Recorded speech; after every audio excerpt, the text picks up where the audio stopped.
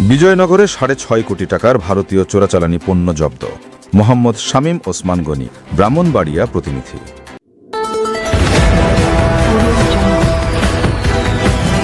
বিশ্বজুড়ে ব্রাহ্মণবাড়িয়ার news24.com-এর পক্ষ থেকে সবাইকে স্বাগতম। ব্রাহ্মণবাড়িয়ার বিজয়নগর উপজেলার আমতলী এলাকায় বিশেষ অভিযানে প্রায় ৬.৫৮ লাখ টাকার ভারতীয় অবৈধ চোরাচালানি মালামাল জব্দ করেছে সরাইল ব্যাটালিয়ন ২৫ বিজিবি। গোপন সংবাদের ভিত্তিতে ১১ অক্টোবর আনুমানিক ১০টা ৩০ বিজিবির একটি বিশেষ দল আমতলী এলাকায় অভিযান পরিচালনা করে। অভিযানে সন্দেহজনক একটি পিকআপ ভ্যান আটক করে তল্লাশি চালানো হয়।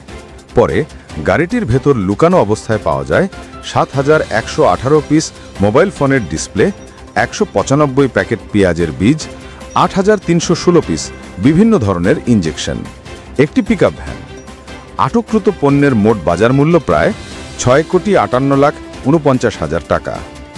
বর্ডার গার্ড বাংলাদেশ মহাপরিচালকের নির্দেশনা অনুযায়ী বিজিবি হবে সীমান্তের নিরাপত্তা ও আস্থার প্রতীক। এই মূলনীতিতে অনুপ্রাণিত হয়ে সরাইল ব্যাটালিয়ন সীমান্ত দিয়ে অবৈধ মাদক ও চোরাচালান প্রতিরোধে সর্বোচ্চ সতর্ক অবস্থানে রয়েছে। বিজিবি পক্ষ থেকে জানানো হয়েছে, সীমান্ত এলাকায় গোয়েন্দা নজরদারি ও টহল কার্যক্রম আরও জোরদার করা হয়েছে এবং ভবিষ্যতেও এ ধরনের অভিযান অব্যাহত থাকবে।